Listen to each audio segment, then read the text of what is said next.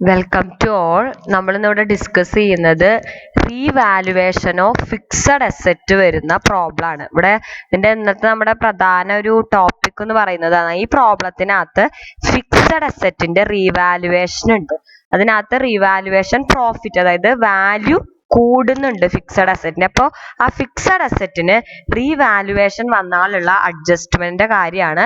Revaluation profit ആണെങ്കിൽ, അതായത് അസറ്റിന്റെ value revalue ചെയ്തപ്പോൾ കൂടിയിട്ടുണ്ടെങ്കിൽ എന്താണ് അതിന്റെ അഡ്ജസ്റ്റ്മെന്റ് എന്താണെന്നാണ്. ഫസ്റ്റ് കാര്യം എന്താന്ന് വെച്ചാൽ, നമുക്കറിയാം അസറ്റിന്റെ വാല്യൂ കൂടിക്കഴിഞ്ഞാൽ അതിന് ആർക്കൊക്കെ അവകാശമുണ്ട്? അക്വയർ ചെയ്യുന്ന കമ്പനിക്കും ഉണ്ടാവും, നോൺ കൺട്രോളിങ് ഇൻട്രസ്റ്റിനും അവകാശം ഉണ്ടാവും. അപ്പൊ രണ്ടുപേർക്കും അവരവരുടെ ഷെയർ കൊടുക്കണം. നമ്മുടെ കൺസോളിഡേറ്റഡ് ബാലൻസ് ഷീറ്റ് പ്രിപ്പയർ ചെയ്യുന്നതിന്റെ പോയിന്റ് ഓഫ് വ്യൂല് പ്രോഫിറ്റ് ഓൺ റീവാലുവേഷന്റെ നമ്മൾ നോൺ കൺട്രോളിങ് ഇൻട്രസ്റ്റിന്റെ പ്രപ്പോർഷൻ നമ്മൾ NCI കാൽക്കുലേറ്റ് ചെയ്യില്ലേ, അപ്പൊ നമ്മൾ അവിടെ ആഡ് ചെയ്യണം. അതായത് NCI കാൽക്കുലേറ്റ് ചെയ്യുമ്പോൾ ഷെയർ ഇൻ ഇക്വിറ്റി ക്യാപിറ്റലും ഷെയർ ഇൻ പ്രീ അക്വിസിഷൻ പ്രോഫിറ്റും ആഡ് ചെയ്യുന്നതിന്റെ ഒപ്പം ഷെയർ ഇൻ റീവാലുവേഷൻ പ്രോഫിറ്റ് നമ്മൾ ആഡ് ചെയ്തിട്ട് വേണം നമ്മൾ നോൺ കൺട്രോളിങ് ഇൻട്രസ്റ്റ് കാൽക്കുലേറ്റ് ചെയ്യാം. പിന്നെ വേറൊരു കാര്യം, കൺസോളിഡേറ്റഡ് ബാലൻസ് ഷീറ്റിൽ വരുന്ന എഫക്ട് എന്താന്ന് വെച്ചാൽ, നമുക്കറിയാം ഒരു അസറ്റിന്റെ വില കൂടി കഴിഞ്ഞാൽ എന്താ ഉണ്ടാവുക? നമ്മൾ അക്വയർ ചെയ്ത അസറ്റിന്റെ വാല്യൂ കൂടി. അക്വയർ ചെയ്ത അസറ്റിന്റെ വാല്യൂ കൂടി കഴിഞ്ഞാൽ എന്താവും? ഗുഡ്വില് കുറയും അല്ലെ? നമ്മുടെ ഗുഡ്വിൽ എന്ന് പറഞ്ഞാൽ എന്താണ്? Difference between consideration paid and value of net asset acquired ആണ്. അപ്പോൾ അസറ്റിന്റെ വാല്യൂ കുറയും തോറും എന്താണ്? ഗുഡ്വില്ലിന്റെ എമൗണ്ട് കൂടിക്കൊണ്ടിരിക്കും. Because we are paying the excess of amount for goodwill. ഇനി അസറ്റിന്റെ വാല്യൂ കൂടിയാലോ ഗുഡ്വില്ലിന്റെ വാല്യൂ കുറയും. കാരണം അത്രയും വാല്യൂ ഉള്ള അസറ്റ് കഴിച്ചിട്ട് ബാക്കി എമൗണ്ട് ഗുഡ്വിൽ അക്കൗണ്ടിലേക്ക് പോവുള്ളൂ. അപ്പൊ അങ്ങനെയാണ് അഡ്ജസ്റ്റ്മെന്റ് വരിക. അപ്പോ വേറെ ഇതാണ് അഡ്ജസ്റ്റ്മെന്റ്. അപ്പൊ എന്താണ് ശ്രദ്ധിക്കേണ്ടത്? റീവാലുവേഷൻ ഓഫ് ഫിക്സഡ് അസറ്റ് ഉണ്ടെങ്കിൽ, റീവാലുവേഷൻ പ്രോഫിറ്റ് ആണെങ്കിൽ the share of revaluation profit of non controlling interest അല്ലെങ്കിൽ minority share holder should be added while calculating NCI and at the time എന്താണ് in case of holding company the goodwill amount will be decreased by that amount and total value of asset acquired ന്റെ proportion increase ചെയ്യും. അപ്പൊ just ആ problem നോക്കുക.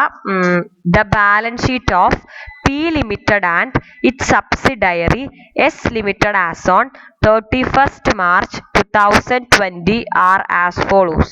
Equity and liabilities. Equity share capital P Limited ന്റെ 8 lakh, S Limited ന്റെ 3,60,000.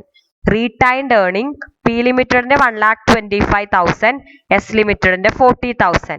Current liabilities P Limited ന്റെ 75,000, S Limited ന്റെ 80,000. Total equity and liabilities of P Limited 10 lakhും S Limited 4,80,000. ഇനി assets, non current asset 5 lakh, P Limited ന്റെ S Limited ന്റെ 3 lakh. Investment in S Limited 3,40,000. ഈ sentence നമുക്ക് മനസ്സിലാക്കാൻ പറ്റും എന്താണ്? P Limited S ലിമിറ്റഡിന്റെ ഷെയർ ആണ് മേടിച്ചിരിക്കുന്നത്. That's why P Limited invested in S Limited. എത്രയാണ്? 3,40,000. അപ്പൊ P ആണ് ഹോൾഡിംഗ് കമ്പനി, S ആണ് സബ്സിഡറി കമ്പനി. ഇനി കറണ്ട് അസറ്റ് 1,60,000, ഇവിടെ 1,80,000. ടോട്ടൽ എത്രയാണ്? 10 lakh. ഇവിടെ S Limitedന്റെ അസറ്റ്സിന്റെ ടോട്ടൽ 4,80,000. ഇനി അതിനകത്ത് അഡീഷണൽ ഇൻഫോർമേഷൻ തന്നിട്ടുണ്ട്. P Limited hold 75% share in S Limited. അപ്പോൾ S Limitedന്റെ 75% ഷെയർ ആണ് P Limited ഹോൾഡ് ചെയ്യുന്നത്. On 31st March 2020 S Limited revalued its fixed asset at 3,60,000. അതായത് നമ്മുടെ P Limited സബ്സിഡറി കമ്പനീനെ അക്വയർ ചെയ്യുന്ന ഡേറ്റ് ആണ് എന്ത്? 31st March 2020 എന്ന് പറഞ്ഞത്. അന്ന് എന്ത് ചെയ്തിട്ടുണ്ട്? ഫിക്സഡ് അസറ്റ് റീവാല്യൂ ചെയ്തിട്ട് അതിന്റെ വാല്യൂ എത്രയുണ്ട്? 3,60,000. അപ്പൊ ബാലൻസ് ഷീറ്റിലേക്ക് നോക്കുക, നമ്മുടെ ഫിക്സഡ് അസറ്റിന്റെ വാല്യൂ എത്രയാണ് കിടക്കണതെന്ന് എത്രയാണ്? എസ് ലിമിറ്റഡിന്റെ ഫിക്സഡ് അസറ്റിന്റെ വാല്യൂ 3 lakh ആണ് കിടക്കുന്നത്. നോൺ കറന്റ് അസറ്റ് എന്ന് പറയുന്നത് തന്നെയാണ് ഈ ഫിക്സഡ് അസറ്റ്. 3 lakh ആണ് കിടക്കുന്നത്. റീവാല്യൂ ഇതിപ്പോ എത്ര വന്നു? 3,60,000 ഉണ്ട്. അപ്പൊ എത്രയാണ്? 60,000 രൂപ കൂടുതൽ ഉണ്ട് കേട്ടോ. അപ്പൊ റീവാലുവേഷൻ പ്രോഫിറ്റ് ഉണ്ട് അവിടെ. അപ്പൊ പറഞ്ഞ അഡ്ജസ്റ്റ്മെന്റ് മടക്കണ്ട. റീവാലുവേഷൻ പ്രോഫിറ്റ് ഉണ്ടെങ്കിൽ the portion of proportionate share of minority shareholders should be added while calculating non-controlling interest. അപ്പോൾ റിവാലുവേഷൻ പ്രോഫിറ്റ് ഉള്ള പ്രോബ്ലം ആണ്. അപ്പോൾ നോക്കുക, ഇനി നമ്മളോട് എന്താ? Prepare consolidated balance sheet as on 31st March 2020. അപ്പൊ കൺസോളിഡേറ്റഡ് ബാലൻസ് ഷീറ്റ് പ്രിപ്പയർ ചെയ്യുമ്പോൾ ഞാൻ പറഞ്ഞിട്ടുണ്ട്, ആദ്യം തന്നെ നമ്മൾ എന്ത് ചെയ്യണം? നോൺ കൺട്രോളിങ് ഇൻട്രസ്റ്റ് അല്ലെങ്കിൽ ഗുഡ് വില്ല് അങ്ങനെയുള്ള കാര്യങ്ങളൊക്കെ എന്ത് ചെയ്യുക? കാൽക്കുലേറ്റ് ചെയ്ത് വെക്കുക. അപ്പോഴാണ് നമുക്കത് ആ കൺസോളിഡേറ്റഡ് ബാലൻസ് ഷീറ്റ് വേഗം ചെയ്യാൻ പറ്റുള്ളൂ. അപ്പോൾ ആദ്യം നോൺ കൺട്രോളിങ് ഇൻട്രസ്റ്റ് കാൽക്കുലേറ്റ് ചെയ്യുക. അപ്പൊ നോൺ കൺട്രോളിങ് ഇൻട്രസ്റ്റ് കാൽക്കുലേറ്റ് ചെയ്യാന്ന് പറയുമ്പോൾ ഇവിടെ ക്വസ്റ്റ്യനിൽ പറഞ്ഞിട്ടുണ്ട് P limited hold 75% of share in S limited. അപ്പൊ അത് എസ് ലിമിറ്റഡിന്റെ 75% ഷെയർ ആരുടെ കയ്യിലാണ്? പി ലിമിറ്റഡിന്റെ കയ്യിലാണ്. അപ്പൊ ബാക്കി എത്ര ഉണ്ടാവും? 25% ആണ് എന്ത്? നോൺ കൺട്രോളിങ് ഇൻട്രസ്റ്റ് ഉള്ളത്. അപ്പൊ നമുക്കറിയാം നോൺ കൺട്രോളിങ് ഇൻട്രസ്റ്റ് കാൽക്കുലേറ്റ് ചെയ്യുമ്പോൾ ഫസ്റ്റ് നമ്മൾ എന്താ നോക്കുക? ആ മൈനോറിറ്റി ഷെയർ ഹോൾഡേഴ്സിന്റെ ഇക്വിറ്റി ഷെയറിലുള്ള പ്രപ്പോർഷനേറ്റ് ഷെയർ ആണ്. Equity share capital of S limited എത്രയാണ്? 3,60,000. അതിന്റെ 75% പി ലിമിറ്റഡ് ആണ് ഹോൾഡ് ചെയ്യുന്നത്. 25% ആരുടെ ഉള്ളത്? NCIയുടെ ഉള്ളത്. അപ്പൊ ഷെയർ ഇൻ ഇക്വിറ്റി അപ്പൊ എത്രയാണ്? 25% ആണ്. അപ്പൊ 3,60,000 ഇൻറ്റു 25/100 എത്രയാണ്? 90,000. പിന്നെ എന്തിലൊക്കെ ഉണ്ടാവുക നമ്മൾ കാൽക്കുലേറ്റ് ചെയ്യാറുള്ളത്? റീടൈൻഡ് ഏർണിംഗിലുള്ളത് കാൽക്കുലേറ്റ് ചെയ്യണം. അപ്പൊ റീടൈൻഡ് ഏർണിംഗ് എന്ന് പറയുന്നത് നമ്മൾ എന്താ as A part of equity capital ആയിട്ട് തന്നെയാണ് കൺസിഡർ ചെയ്യുന്നത്. അപ്പോൾ എത്രയാണ് എസ് ലിമിറ്റഡിന്റെ റീടൈൻഡ് ഏർണിംഗ്? 40,000. അതിന്റെ എത്ര ശതമാനമാണ് NCIക്ക് അവകാശപ്പെട്ടത്? 25%. അപ്പൊ എന്താണ്? Share in retained earning 40,000 into 25/100 എത്രയാണ്? 10,000. ഇനി സാധാരണ നോർമൽ കേസിൽ പോസ്റ്റ് അക്യൂസിഷൻ പ്രോഫിറ്റും അങ്ങനത്തെ സാധനങ്ങളൊന്നും ഇല്ലെങ്കിൽ നമ്മൾ ഇവിടെ വെച്ച് അവസാനിപ്പിക്കുന്നതാണ്. പക്ഷെ ഇവിടെ എന്തുണ്ട്? റീവാലുവേഷൻ പ്രോഫിറ്റ് ഉണ്ട്. അപ്പൊ ഞാൻ പറഞ്ഞു റീവാലുവേഷൻ പ്രോഫിറ്റ് ഉണ്ടെങ്കിൽ NCIയുടെ share in revaluation profit should be added to get the total of NCI interest. ഇവിടെ റീവാല്യൂ ചെയ്ത അസറ്റിന്റെ വാല്യൂ എത്രയായി? 3,60,000. എത്രയായിരുന്നു? 3 ലക്ഷം.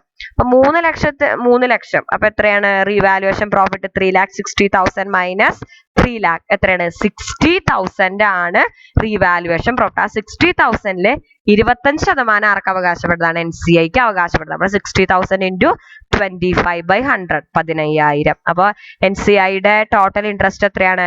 90,000 plus 10,000 plus 15,000 will be equal to 1,15,000 ആണ് NCIയുടെ ഇൻട്രസ്റ്റ് എന്ന് പറയുന്നത്. അപ്പൊ നമ്മൾ നോൺ കൺട്രോളിങ് ഇൻട്രസ്റ്റ് കാൽക്കുലേറ്റ് ചെയ്തു. അപ്പൊ നോൺ കൺട്രോളിങ് ഇൻട്രസ്റ്റ് കാൽക്കുലേറ്റ് ചെയ്യുമ്പോൾ എന്താ ചെയ്യുക? Share of NCI in equity share capital, retained earning, പിന്നെ പോസ്റ്റ് അക്യൂസിഷൻ പ്രോഫിറ്റ് ഉണ്ടെങ്കിൽ അതും കൺസിഡർ ചെയ്യണം. ഇവിടെ എന്തുണ്ട്? റീവാലുവേഷൻ ഓഫ് ഫിക്സഡ് അസറ്റ് ഉണ്ട്, റീവാലുവേഷൻ പ്രോഫിറ്റ് ഉണ്ട്. അപ്പൊ ആ ഷെയർ നമ്മൾ ആഡ് ബാക്ക് ചെയ്യണം. അത് ചെയ്യാൻ മറക്കരുത് കേട്ടോ. അപ്പൊ പ്രോബ്ലം മൊത്തം തെറ്റും. അപ്പൊ ഷെയർ ഓഫ് NCI എത്രയാണ്? 1,15,000. ഇനി നമുക്കറിയാം പിന്നെ വരുന്ന ഒരു സാധനം എന്താണ്? ഒന്നില്ലെങ്കിൽ ഗുഡ് വിൽ ഉണ്ടാവും, അല്ലെങ്കിൽ ഗെയിൻ ഫ്രം ബാർഗെയിൻ പർച്ചേസ് ഉണ്ടാവും. അപ്പൊ അത് കാൽക്കുലേറ്റ് ചെയ്യാൻ നമ്മൾ എന്താണ്? Consideration paid, amount of consideration paid in excess of net asset acquired ആണ്. അപ്പൊ കൺസിഡറേഷൻ പെയ്ഡ് ഇവിടെ എത്രയാണ്? ഇൻവെസ്റ്റ്മെന്റ് ഇൻ എസ് ലിമിറ്റഡ് എത്ര കൊടുത്തേക്കണത്? 3,40,000. അപ്പൊ കൺസിഡറേഷൻ ട്രാൻസ്ഫേർഡ് 3,40,000. അപ്പൊ അന്ന് എന്താണ്? എന്തിനൊക്കെ വേണ്ടിയിട്ടാണ് ട്രാൻസ്ഫർ ചെയ്തേക്കണത്? ഇക്വിറ്റി ഷെയർ അക്വയർ ചെയ്യാനും റീടൈൻഡ് ഏർണിംഗ് ഒക്കെ അല്ലെ. ഇപ്പൊ നെറ്റ് അസറ്റ് അക്വയർഡ് എന്ന് പറയുമ്പോൾ നമ്മൾ ഒന്നില്ലെങ്കിൽ equity share plus retained earning എടുക്കും, അല്ലെങ്കിൽ അസറ്റ്സ് മൈനസ് ലൈബിലിറ്റി എടുക്കും. ഇവിടെ നമ്മൾ നോർമൽ കേസിൽ ഇക്വിറ്റി പ്ലസ് റീടൈൻഡ് ഏർണിംഗ് ആണ് എടുക്കാറ്. പിന്നെ വല്ല ഇതുപോലെ റീവാലുവേഷൻ പ്രോഫിറ്റ് അത് ഉണ്ടെങ്കിൽ അങ്ങനത്തെ സാധനങ്ങൾ. അപ്പോൾ ഇക്വിറ്റി ഷെയർ ക്യാപിറ്റൽ എത്രയാണ്? 3,60,000. അതിന്റെ 75% ആണ് അക്വയർ ചെയ്യാനാണ് ഈ എമൗണ്ട് കൊടുത്തിരിക്കുന്നത്. അപ്പൊ എത്രയാണ്? 2,70,000. 3,60,000 ഇൻറ്റു 75/100. പിന്നെ എന്താണ്? പ്രീ അക്വിസിഷൻ പ്രോഫിറ്റ് അല്ലെങ്കിൽ റീടൈൻഡ് ഏർണിംഗ് എത്രയാണ് 40,000 അല്ലേ. നമ്മൾ കൊടുക്കുന്ന കൺസിഡറേഷൻ എന്ന് പറയുന്നത് നെറ്റ് അസറ്റ് അക്വയർ ചെയ്യാൻ വേണ്ടിയിട്ടാണ്. അതായത് share capital plus pre acquisition profit അല്ലെങ്കിൽ റിസർവ്. അപ്പൊ പ്രീ അക്വിസിഷൻ പ്രോഫിറ്റ് എത്രയുണ്ട് 40,000. അതിന്റെ 75% ഹോൾഡിംഗ് കമ്പനിക്ക് അവകാശമാണ് 30,000. നോർമൽ കേസുകളിൽ ഇത്രേ ഉണ്ടാവാറുള്ളൂ. ഇവിടെ എന്തുണ്ട്, ഇതാണ് നമ്മൾ ശരിക്കും വിചാരിച്ചത്. പക്ഷെ എന്താണ്, റീവാല്യൂ ചെയ്തപ്പോൾ അസറ്റിന്റെ വാല്യൂ കൂടിയുണ്ട്. അതായത് റീവാലുവേഷൻ പ്രോഫിറ്റ് ഉണ്ട്. അപ്പൊ ആ റീവാലുവേഷൻ പ്രോഫിറ്റും കൂടി നമ്മൾ ഈ അക്വയർ ചെയ്യുന്നത് വഴി അതിന്റെ 75% നമുക്ക് കിട്ടും. അപ്പൊ റീവാലുവേഷൻ പ്രോഫിറ്റ് എത്രയാണ് 60,000 ആണ്. അപ്പൊ 60,000 into 75/100 എത്രയാണ് 45,000. അപ്പൊ 2,70,000 plus 30,000 plus 45,000. അപ്പൊ 3,45,000 നെറ്റ് അസറ്റ് ആണ് നമ്മളെ അക്വയർ ചെയ്തിരിക്കുന്നത്. നമ്മൾ കൊടുത്തിരിക്കുന്നത് എത്രയാണ് 3,40,000. അപ്പൊ അത് ഗുഡ്വിൽ അല്ല, കാരണം amount of consideration is less than the net asset acquired ആണ്. അപ്പൊ അതെന്താണ് ഗെയിൻ ഓൺ ബാർഗെയിൻ പർച്ചേസ് ആണ്. അപ്പൊ എത്രയാണത് 5,000 ആണ് gain on bargain purchase.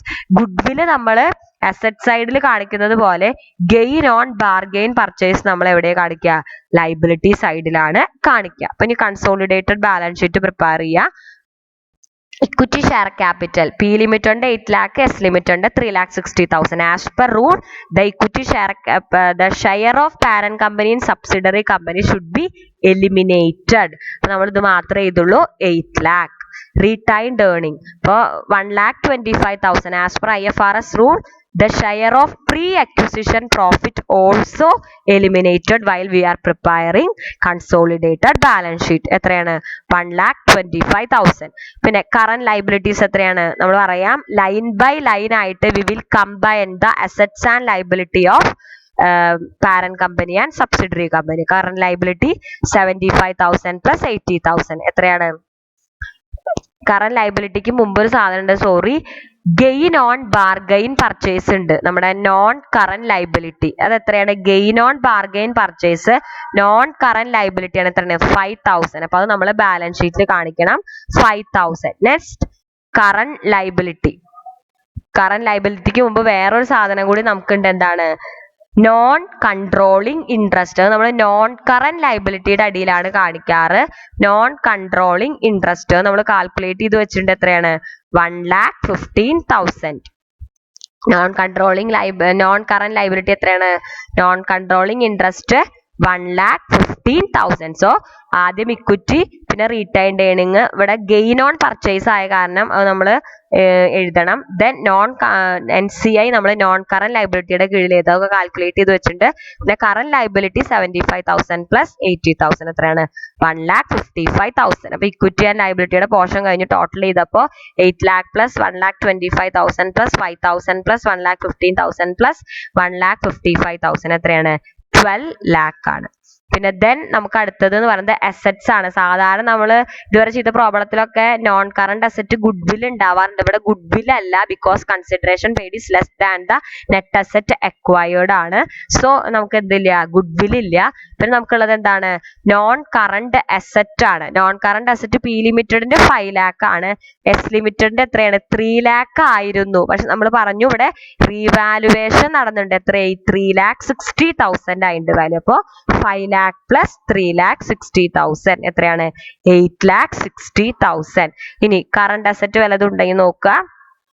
Current asset എത്രയാണ് 1,60,000 പ്ലസ് 1,08,000 എത്രയാണ് 3,40,000. അപ്പൊ അസറ്റ്സിന്റെ ടോട്ടൽ എത്രയാണ് 12 lakh ആണ്. അപ്പോൾ നമ്മുടെ അങ്ങനെ കൺസോളിഡേറ്റഡ് ബാലൻസ് ഷീറ്റ് പ്രിപ്പയർ ചെയ്തു. അപ്പൊ so consolidated balance sheet prepare ചെയ്യുമ്പോൾ റീവാലുവേഷൻ ഓഫ് ഫിക്സഡ് അസറ്റ് ഉണ്ടെങ്കിൽ നമ്മൾ ആദ്യം നോക്കേണ്ടത് അത് whether it is and revaluation profit or loss ആണ്. റീവാലുവേഷൻ പ്രോഫിറ്റ് ആണെങ്കിൽ NCI കാൽക്കുലേറ്റ് ചെയ്യുമ്പോൾ NCIയുടെ ഷെയർ ഇൻ റീവാലുവേഷൻ പ്രോഫിറ്റ് നമ്മൾ ആഡ് ചെയ്യണം. എന്നിട്ട് വേണം NCI കാൽക്കുലേറ്റ് ചെയ്യാൻ.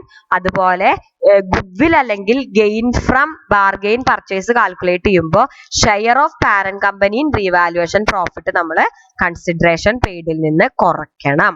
പിന്നെ കൺസോളിഡേറ്റഡ് ബാലൻസ് ഷീറ്റ് പ്രിപ്പയർ ചെയ്യുമ്പോൾ അസറ്റ്സുകൾ കമ്പൈൻ ചെയ്യുമ്പോൾ റീവാല്യൂഡ് എമൗണ്ട് ആയിരിക്കണം നമ്മൾ കമ്പൈൻ ചെയ്യേണ്ടത്. ഇത്രയും കാര്യങ്ങളാണ് ഇതിൽ ശ്രദ്ധിക്കാനുള്ളത്. ഇതൊക്കെ എളുപ്പമാണ്, ഒന്നുമില്ല. ആ റൂളുകൾ പഠിച്ചു കഴിഞ്ഞാൽ നമുക്ക് ഒരു കൺഫ്യൂഷൻ ഇല്ലാതെ ഈ പ്രോബ്ലം ചെയ്യാൻ പറ്റും. ഇനി എന്തെങ്കിലും ഡൗട്ട്സ് ഉണ്ടെങ്കിൽ ചോദിക്കുക. Thank you.